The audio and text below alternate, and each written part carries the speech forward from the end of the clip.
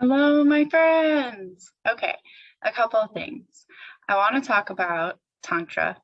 I also want to talk about perception and lens of perception and how it shapes our view of reality. So let's start with perception.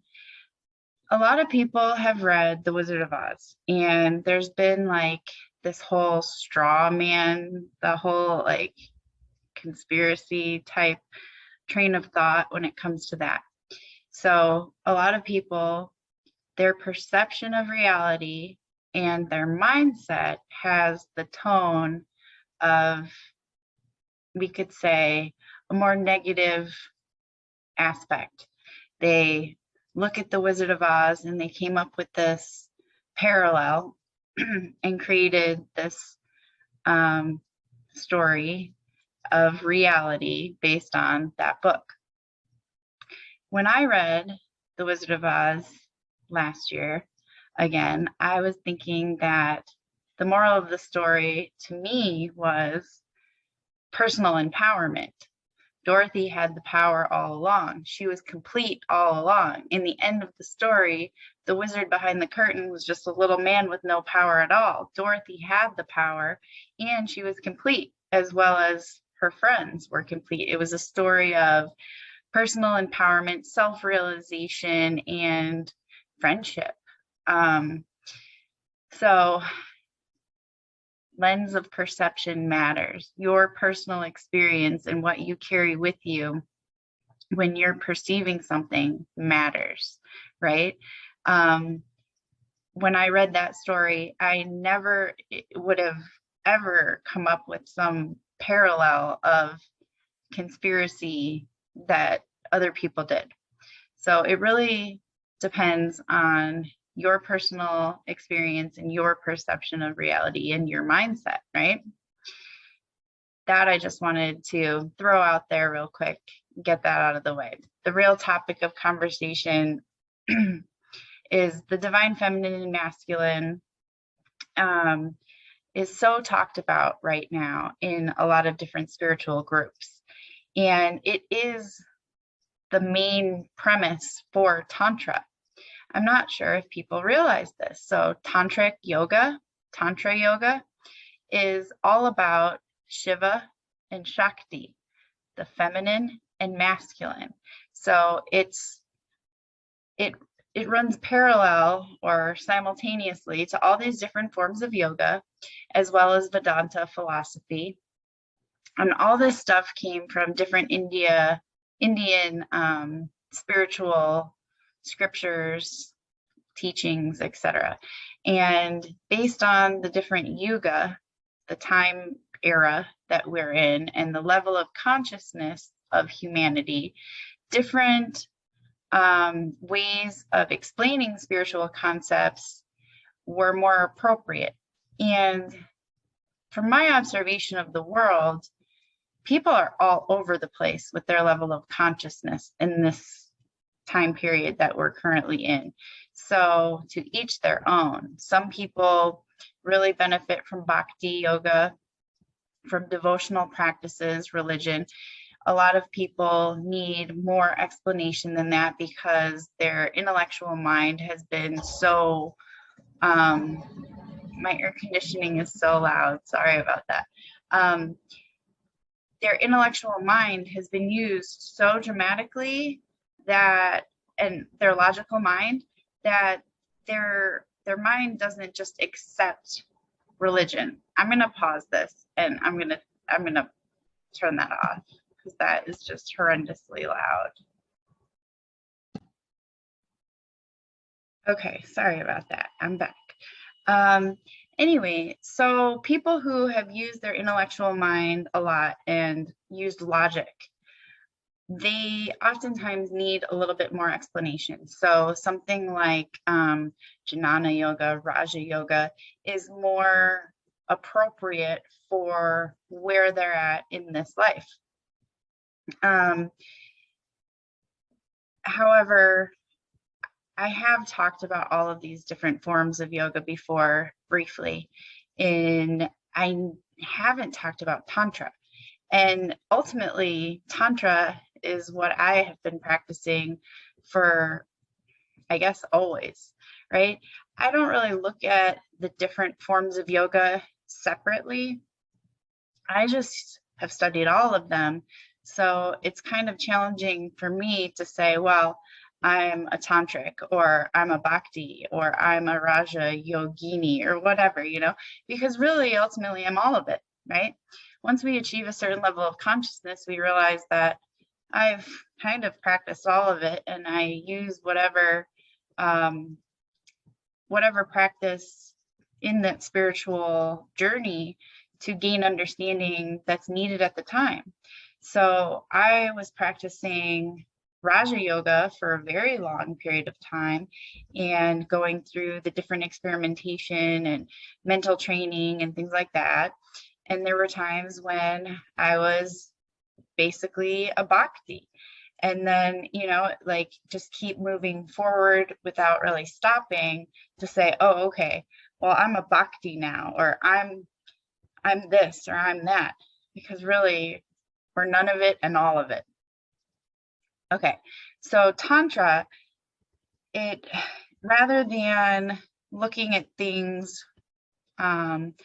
immediately as the oneness, right?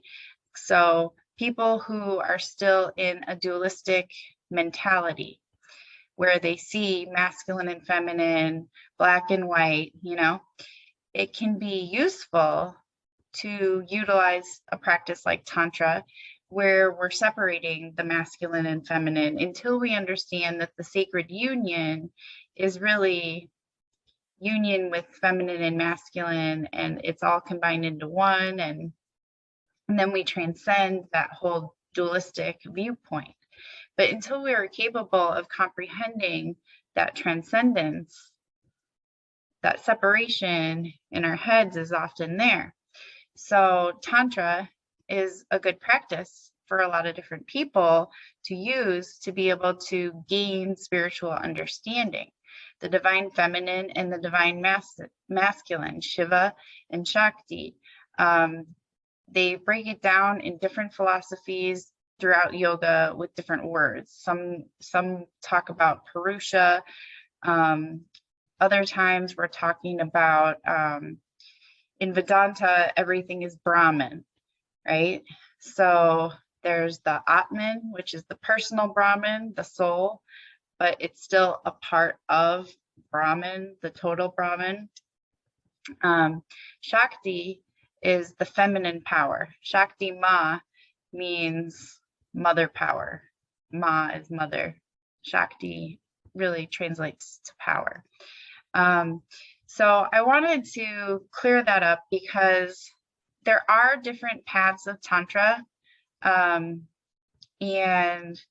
within each branch of Tantra, there's different sadhanas, and whatever works for people. If I'm giving advice to somebody, I say, don't judge whatever works for you, whatever is helping you progress in your understanding and in your spiritual journey. Don't judge it. I think the most important thing is non-judgment. So if you're learning things from Buddhism and you're also learning things from different paths of yoga, and that works for you, more power to you. That's a similar path that I took. I was learning from all different practices. Some people, they really like to stick with one thing and drill down into it and really focus on one path and know every little aspect of it, and that helps them gain understanding and insight. If that's the way that you learn, then do that.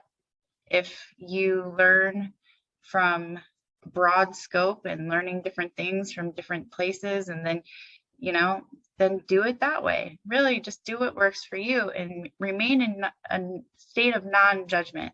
The most important part is non-judgment and maintaining your vibration of peace, acceptance of where you're at. Another thing to consider about Tantra is the renunciation aspect of a lot of different spiritual practices. So when you deep dive into spiritual practice, sometimes we're talking about renunciation, right? And for most people, it doesn't mean going off and living in a monastery. It does for some. But renouncing the world and worldly desires can be a real challenge for people who are still actively living in the regular world.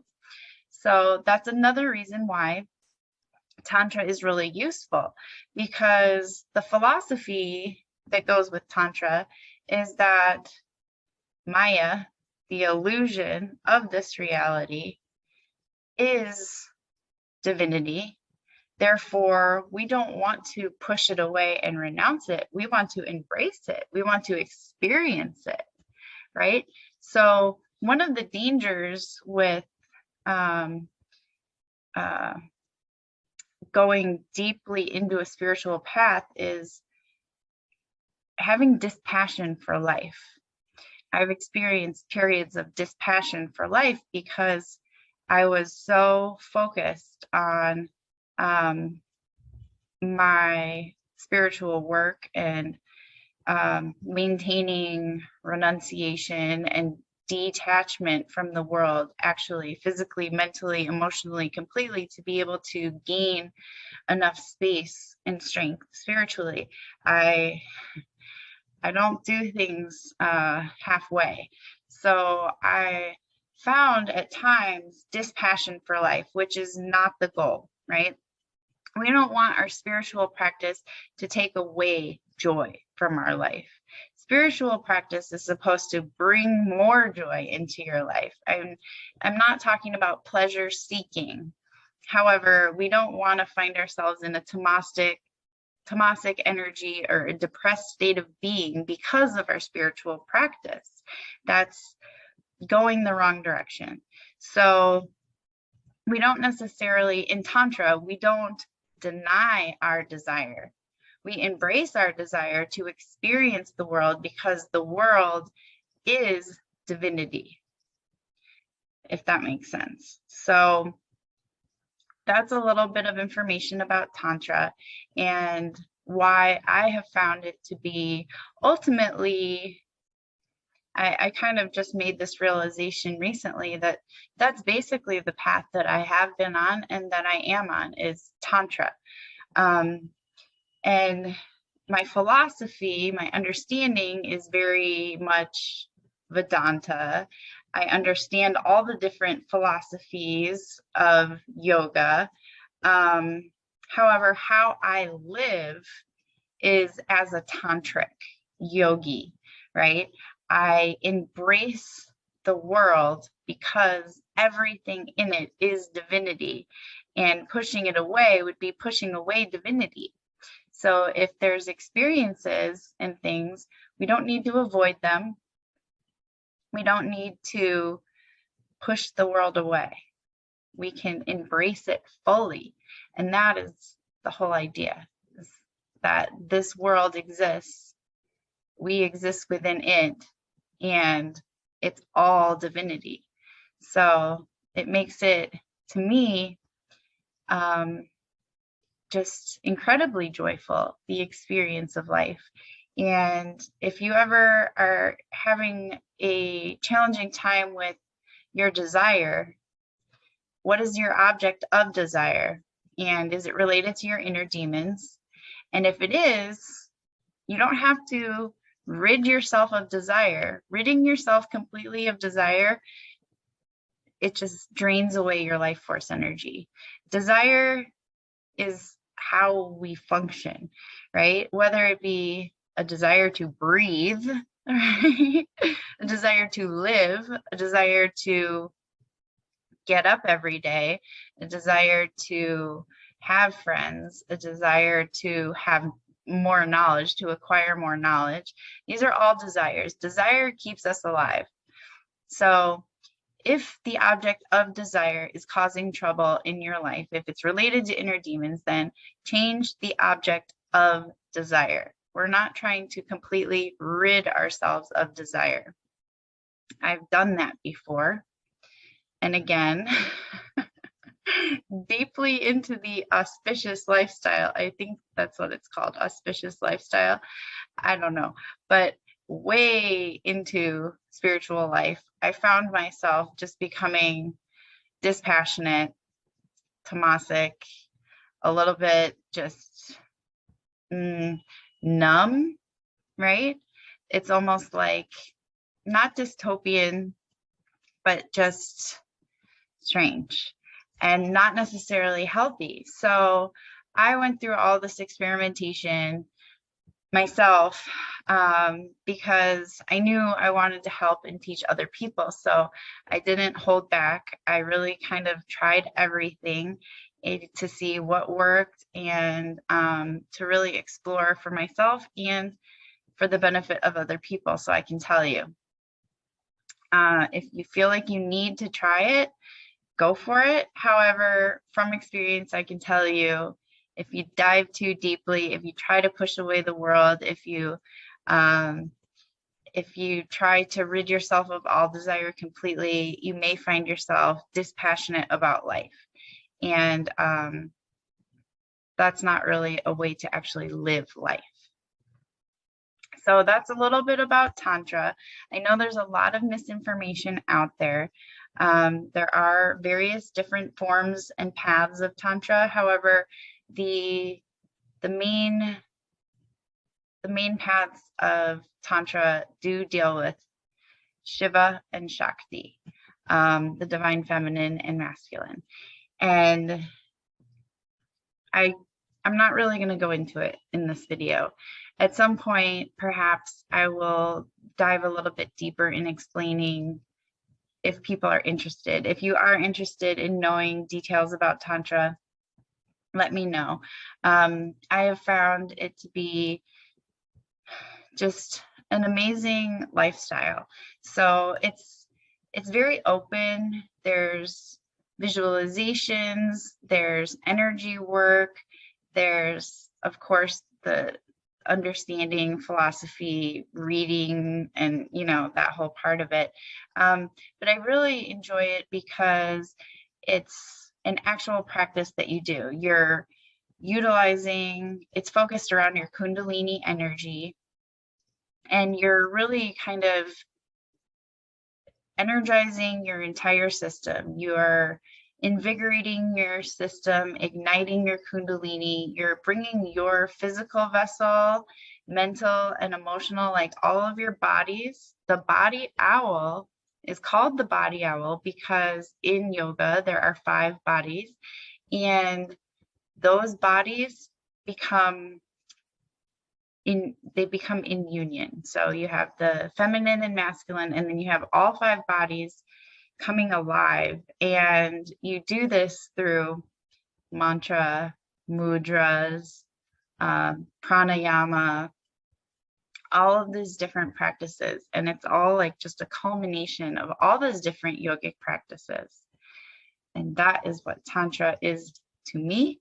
And that is what I am going to be starting to teach. And I'm going to have classes available. If you guys want to unleash your unlimited potential, Tantra is really the way to do it. As long as you're doing it safely when it comes to Kundalini and you're taking it slow. That's why I think doing the class that I'm putting out will be very important, so you can learn logically about the different energies that you'll be dealing with before you start doing the practices.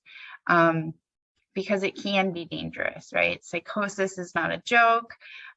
Yoga can be dangerous if not done correctly. Meditation can be dangerous. Anything really in life can be dangerous if you do it incorrectly. But yoga, when it comes to dealing with your subtle body, your energy, and how closely it relates to your breathing and your brain and everything else, it is really important to understand what you're doing before you start doing it.